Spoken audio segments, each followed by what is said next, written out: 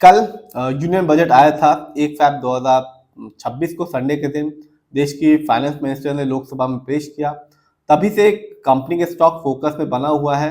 कल भी इस कंपनी ने बजट आने के बाद अपने शेयर होल्डर्स को एक अच्छा रिटर्न निकाल के दिया और आज भी ये कंपनी का स्टॉक अच्छा परफॉर्मेंस कर रहा है। क्यों कर रहा है इसकी बात हम आगे करेंगे। ये वीडियो सिर्फ और सिर्फ एजुकेशनल पर्पज है, ना हम कोई भी स्टॉक खरीदने की सलाह देते हो ना ही बेचने की।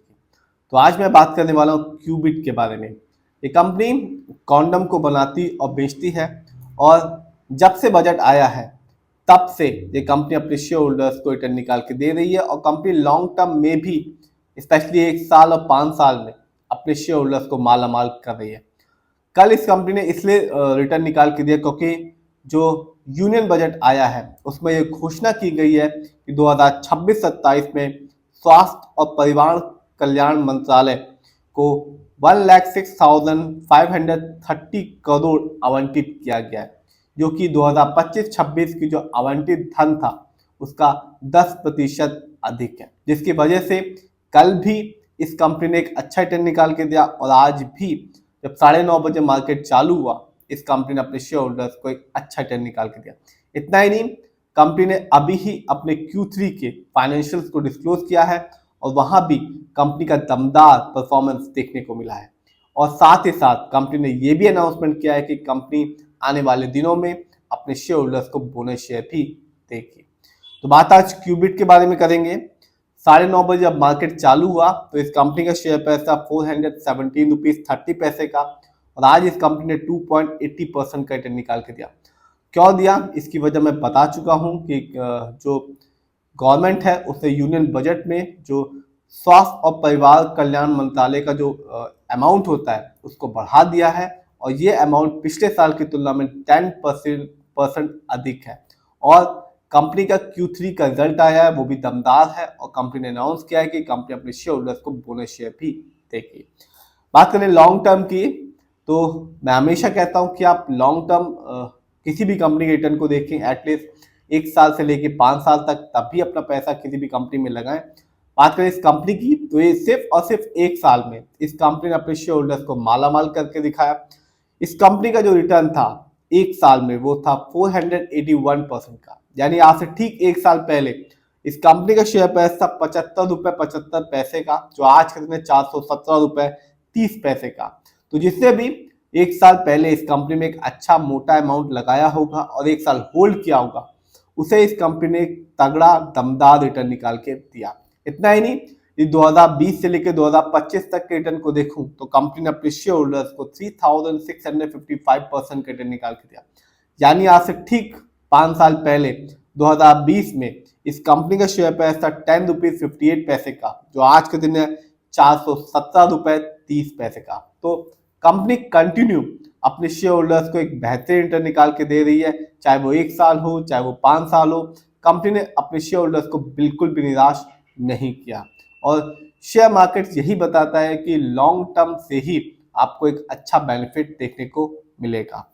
बात करें इस कंपनी के हाईएस्ट और लोएस्ट स्टॉक प्राइस की, तो इस साल इस कंपनी का जो हाईएस्ट शेयर प्राइस गया वो था 526 रुपीज 95 पैसे, जबकि लोएस्ट शेयर प्राइस आया 55 रुपीज 75 पैसे का।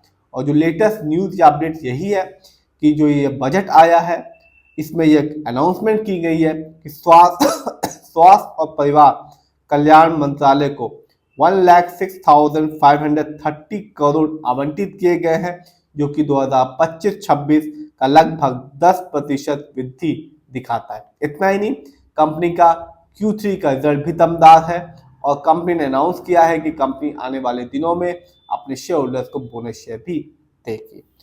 देखते हैं इस कंपनी के फंडामेंटल्स को। तो जो कंपनी का मार्केट कैप है वो है 10,946 करोड़ का। ये कंपनी मिड कैप की है क्योंकि मार्केट कैप 5,000 करोड़ से लेकर 20,000 करोड़ के बीच में। पीबी रेशियो 28.71 है। शेयर मार्केट में एक अच्छा पीबी रेशियो कहलाता है, 1 या तो बिलो 3। इंडस्ट्री पी 53.33 है, अच्छा खासा है क्योंकि शेयर मार्केट में एक अच्छा इंडस्ट्री पी होता है 20 से लेकर 25 के बीच में। ये बताता है कि कंपनी का जो स्टॉक है मार्केट में कैसा परफॉर्म कर रहा है, क्या वो बहुत ज़्यादा महंगा तो नहीं हो गया, क्या वो बहुत ज़्यादा सस्ता तो नहीं हो गया। डेट टू इक्विटी 0.07 है। आप भी देख सकते हैं कि क्यूबिट पे लोन कर्ज नाक के बराबर है। आरओई 16.20% है, बहुत ही अच्छा है, क्योंकि शेयर मार्केट में एक अच्छा आरओई कहलाता है 15% से लेकर 20% के बीच में। आरओई बहुत इंपॉर्टेंट होता है, ये बताता है कि कंपनी शेयर होल्डर्स के पैसे को कैसे इस्तेमाल कर रही है। यदि सही से करती है तो फ्यूचर में लॉन्ग टर्म में एक अच्छा रिटर्न देखने को मिलता है एक शेयर होल्डर्स को। यदि सही से और सही प्रोजेक्ट्स में नहीं लगा पाती तो रिटर्न पाने की जो संभावना होती है वो कम हो जाती है। इस कंपनी का ईपीएस कम है, 3.11 है, क्योंकि शेयर मार्केट में एक अच्छा ईपीएस कहलाता है 80 और उससे ज्यादा का। ईपीएस ये बताता है कंपनी ने लास्ट 12 महीने में कितना कमाया। देखते हैं इस कंपनी के फाइनेंशियल कंडीशन को। तो कंपनी का Q3 का रिजल्ट आया है और दमदार रिजल्ट आया है। Q3 में यानी कि दिसंबर क्वार्टर में इस कंपनी का जो रेवेन्यू था वो था 104 करोड़, जबकि 2025 में इस कंपनी का ईयरली रेवेन्यू था 203 करोड़ का। बात करें प्रॉफिट की तो दिसंबर क्वार्टर में इस कंपनी का प्रॉफिट था 33 करोड़ का, जबकि 2025 में इस कंपनी का ईयरली प्रॉफिट था 41 करोड़ का। नेटवर्थ, कंपनी का नेटवर्थ भी बढ़ गया है। 2025 में इस कंपनी का नेटवर्थ रहा 342 करोड़ का, जबकि 2024 में इस कंपनी का नेटवर्थ था 301 करोड़ का। नजर डालते हैं इस कंपनी के शेयर होल्डिंग पैटर्न पे, तो आप देख सकते हैं रिटेलर्स यानी कि जो हम लोग हैं उनका पैसा इस कंपनी में सबसे ज्यादा लगा हुआ है, क्योंकि वजह भी है क्योंकि कंपनी एक अच्छा रिटर्न निकाल के दे रही है और रिटेलर्स ऐसी कंपनी में ही अपना पैसा लगाना प्रिफर करते हैं। रिटेलर्स की बात करूं तो कंपनी रिटेलर्स का पैसा लगा हुआ है 52.67% का, जबकि प्रमोटर की होल्डिंग है 45.55% की, जबकि एफआईआई की होल्डिंग है 1.48% की।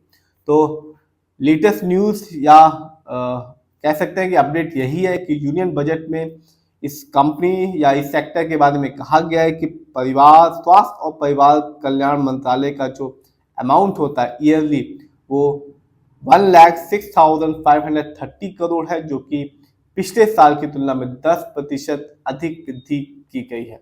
और इस कंपनी ने अभी ही अपने दमदार रिजल्ट को भी डिक्लेयर किया है Q3 के, और अनाउंसमेंट भी की है कि जल्दी ही कंपनी अपने शेयर होल्डर्स को बोनस शेयर भी देगी। फिर भी आप जिसमें भी पैसा लगाएं खुद रिसर्च करें, एनालाइज करें, अपने फाइनेंशियल एडवाइजर की राय लें, तभी अपने पैसे को शेयर मार्केट में लगाएं।